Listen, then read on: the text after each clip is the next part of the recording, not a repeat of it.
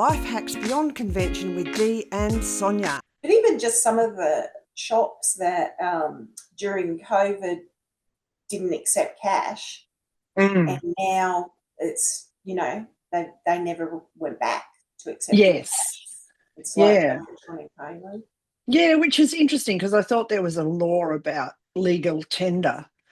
Well, I haven't actually looked it up, but I have to admit, in the back of my mind, because I can't even remember where it was, but there was a shop recently that I went into where they didn't accept cash, and I just thought, I didn't realise that was legal, because it was legal during the COVID, like the government gave, I don't know, whatever their powers are for emergency powers, they're allowed to do things like that. But I didn't think here in Australia that you're allowed to not accept cash because it's legal to do it. Well, Krispy Kreme booths and things like that don't accept cash. Lots of places in airports don't. Yeah, so It's it must card be. only. It must be. Or Right. Well, I guess and most people pay with card these days anyway. Yeah. How much? Airports a fair bit of cash does still go through. Yeah. Airports can be a bit funny because some of the rules aren't the same because you can buy tax-free stuff or whatever it's called. Yeah, that's true. Yeah, so it might be they might get away with it with that. You know what really knocked me talking about tax-free? My gas bill that I told you about. Yeah. $20-something of GST. And I thought, here's the government rabbiting on and telling us they're going to try and help the Australians with their budgets, and then taking GST out of our gas and electricity bills. I guess we probably paid sales tax previously.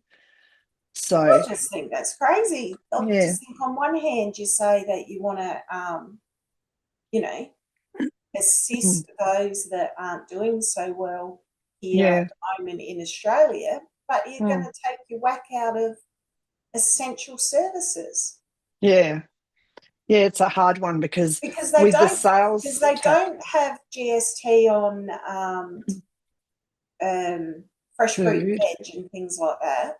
And until someone cuts it. Yeah, and I'm not sure. Yeah, there's certain things that are GST free and certain that aren't. Things that aren't. So if you buy a whole power and gas were essential services, because that's what they. Anyway, obviously not, because it's taking their slug of GST. Yeah, and it's difficult because we worked in retail at the time when it came in, and so we were used to paying. We would see the sales tax figure at the bottom of the thing. So most things had a 15 to 25% sales tax that nobody realised. Yeah, and that's bras, women's underwear had a really high one. It was over 50%. It was 67% or something stupid. Which is why bras are cheaper now. Electronics came down in price because that had a very high, and jewellery that had a really high sales tax. Yeah, so they made a lot more out of it than they ever thought they would, though. Yeah. So it's an interesting game. So no, they just tax us everywhere. But anyway. Most of the time, I don't care about GST. But you were peeved because of what they're promoting at the moment. Yes, that's what it was. I was peeved because they're telling me they're trying to put money back in my pocket by helping me, Yeah, and they're not. Garden. Yeah. And I thought, but you're going to take it out of my gas bill. Yeah. And then depending on which state you're in, because here we have had some money back for electricity. So this is once again the Victorian government's push for the whole climate change thing, that electricity is good and gas is bad. So we did get $150. Oh, okay.